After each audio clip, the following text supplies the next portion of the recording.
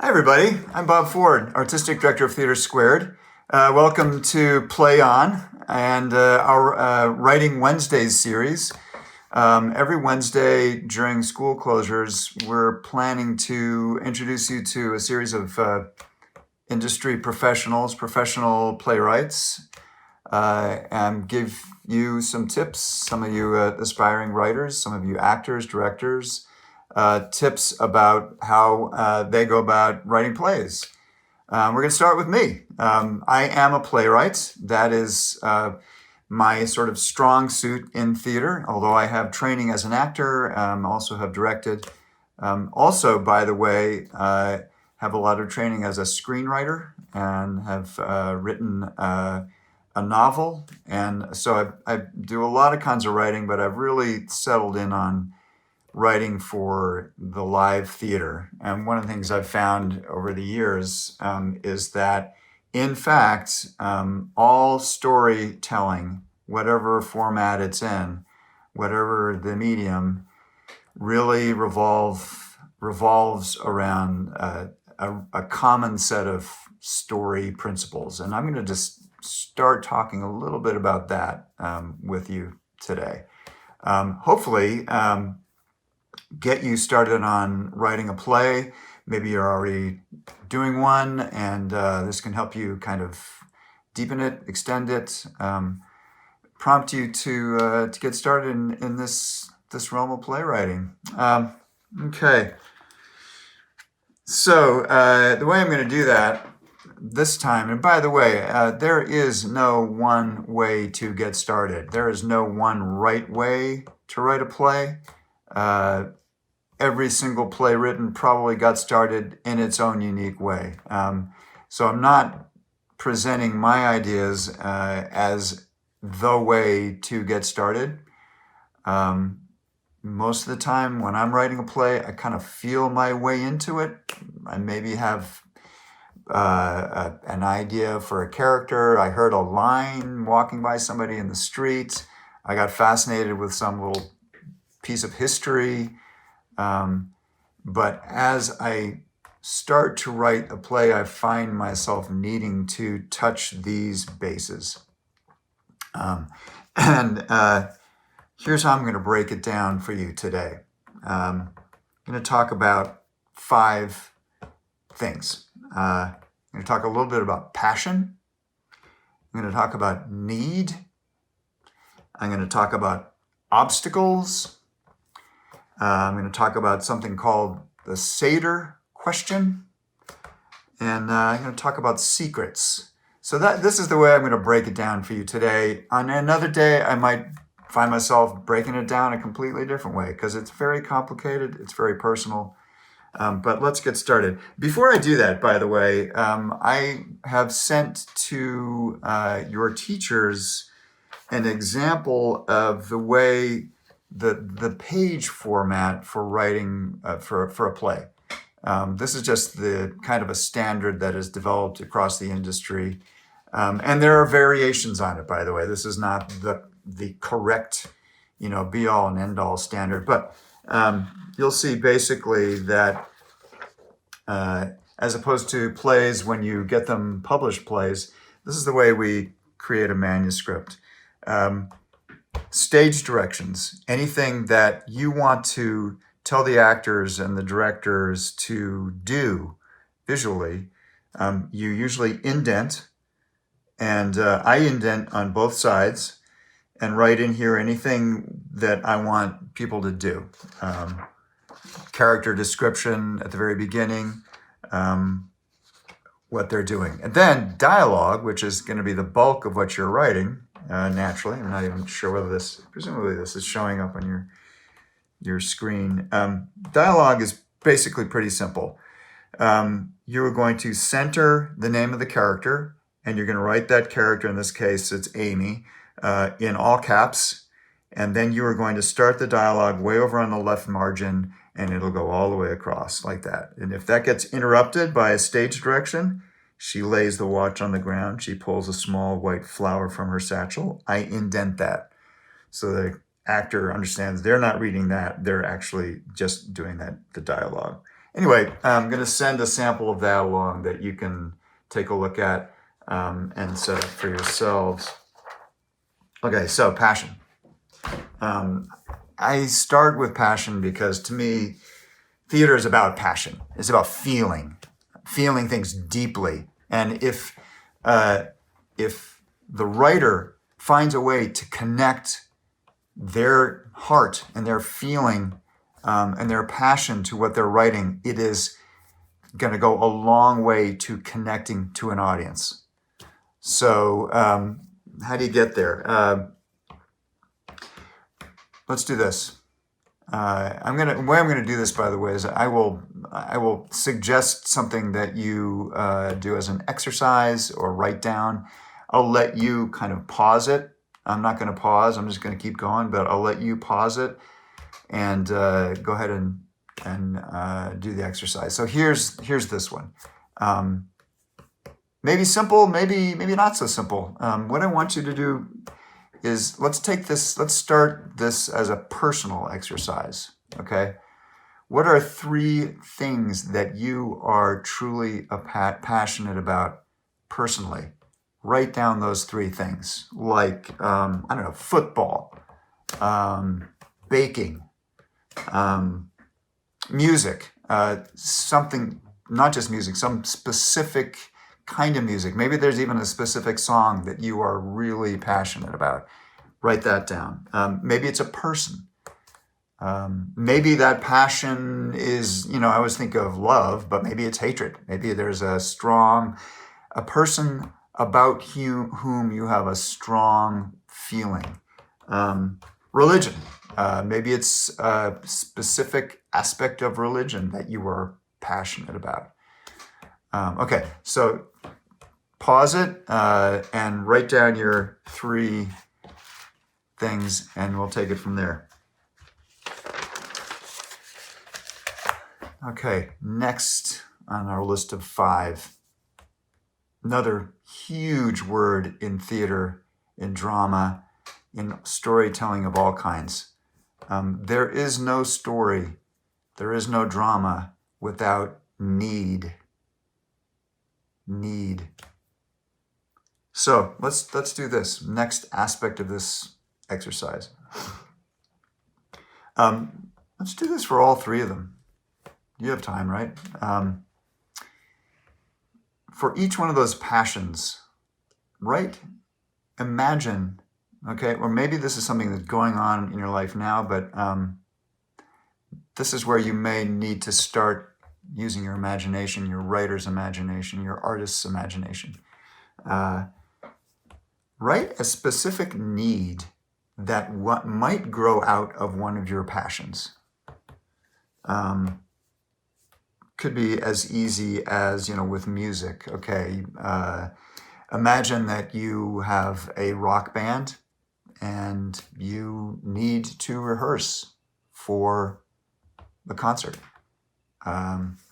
or for a gig that you're playing. Say your passion is football. You need to get on the team. You need to get in shape. You need to get to the game. Maybe you're just watching. You need something related to activating that passion. Maybe your passion is for an individual. Maybe your need is to get someone to go out on a date with you. Okay, we're going to shut it off, let you wrestle with that. This will take a while probably, and I would say if you can do more than 1 for each one of those passions, do it. Okay, I'm going to move on to obstacle. So this is where stories are really born. Say that you, let's go to this band idea. Say you've got a band and you've got this concert coming up on Friday um, and something gets in the way. What could it be? Maybe your lead singer has just told you that she's quitting. Maybe, and this is going away from the band, but if some of you may know something about classical music and famous composer Ludwig van Beethoven, one of the great composers of the 19th century, huge obstacle in his life, which was that about halfway through his composing career, he started to go deaf. Maybe that's something that comes into play. Maybe there's an obstacle that connects your this whole idea of loving a person or having a crush. Maybe the person that you're interested in hates your music. There's kind of an obstacle to you going forward with playing your music. Okay. So take a few minutes and let your imagination go absolutely wild. Take one of those passions, and one of the needs going out of those passions, and coming up with an obstacle to you getting that need. You know, there's an amazing TV series called Friday Night Lights, which is about high school football in Texas.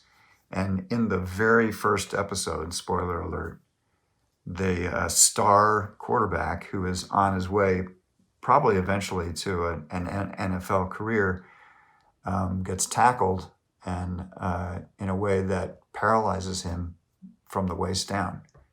And immediate obstacle to his need to play football.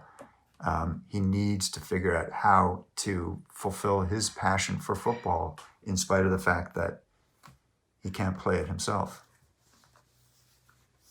Okay, so on to the fourth idea, principle, thought, which is called the Seder question.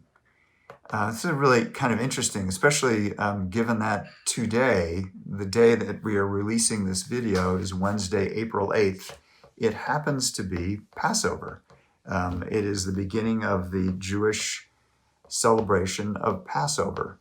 And at a dinner, a celebration tonight, for many, many Jewish families, they will be celebrating Seder. And that is celebrated through a series of questions. And the first question that is asked, and usually it's the kid, it's the littlest kid, whoever the youngest sibling is, gets to ask this question. And that question is the Seder, what we call in the writing world, in the playwriting world, the Seder question. And it is this: why is this night different from all other nights? Why is this night different than all other nights? So if you think about it, the thing that is keeping you in your seat when you watch a movie or a play, what's keeping the audience on the edge of their seats, why they should care is the answer to the question, why should you care about this moment? Why should you pay attention? So if I'm just writing about, well, this is Friday, this is what I do every Friday, no one's going to care. What is it about this particular Friday or this particular Sunday morning that is different from every other Sunday morning that's ever been? So you'll notice a lot of times in plays or in movies, there's a birthday or a wedding because there's something special. Weddings usually only happen, once in a lifetime, hopefully. Your birthday happens once a year. Your 18th birthday only happens once. However, your 18th birthday or 18th birthdays are happening for millions of people. How can you make this 18th birthday even more special? Say, on this 18th birthday, your character's father shows up after having been gone. Maybe they've been in Afghanistan. Maybe they're in the infantry in Afghanistan. They've been gone for 3 years. On this 18th birthday for this kid, their father shows up that night. That would make that night different from every other 18th birthday, let alone every other night of the year. That would make that night special. So what you're trying to do is using your imagination, when you get to pick the time that your play is happening, ask that question. Why? What makes this different from every other night of the year or day? Okay. I would take a moment right now to just brainstorm about that, to envision when that need is hitting that one of those obstacles. Envision the when, the where and the when does that happen. Hope that makes sense. Okay, I'm going to throw in one more thing. So stop and come back.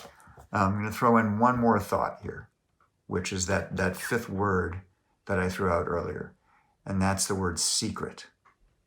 One of the things I've discovered in writing is that if one of my characters has a big secret that they keep to themselves, maybe they keep it through the whole scene that I'm writing. Maybe we never really find out what that secret is, or maybe we find out at the very end of the scene, it gets forced out. If one of my characters has a secret that they are holding on to, it makes for a really engaging scene. Because, why? Because the audience is going to start to feel like, there's something going on here that I don't quite get yet, but I feel like that guy's holding on to something. What is it? And it causes me to lean forward in my seat, right? And be engaged. So throwing these 5 ideas out, practically speaking, what do? So you've got some images, you've got some places, maybe you're thinking that this might happen. You've got maybe a moment in time, that night, that day that is different than any other night. You've got maybe some ideas of who your characters are from this. A great way to get started, I think, is to narrow it down to 2 characters, one of whom has the driving need in this scene, the other of whom is ultimately the obstacle to that person getting that need, and you just start them talking. Just start them on their way talking, and you let them talk, and you listen to those characters talk. Maybe you get stuck. You go back to some of these ideas, get more specific. What exactly is it that they need? What's the precise thing? Oh, well, I need you to answer yes before my parents come home. Just getting more specific helps you continue out. But the main thing is just get them talking and see where it goes. And then after a couple pages, it'll start to take on its own kind of momentum, and pretty soon you'll have a play. Okay, well that's my kind of opening gambit for getting started on a play. As I said, there are a million ways to start writing a play. There's no right or wrong. The biggest, let's talk about obstacles to writing. I think the biggest obstacle to writing anything is your own inner critic, your own inner editor, that person in here who's going, that's bad, that's not good, that's not funny, no one's going to want to hear that. You know what? Kill that person. Kill them. Get them out.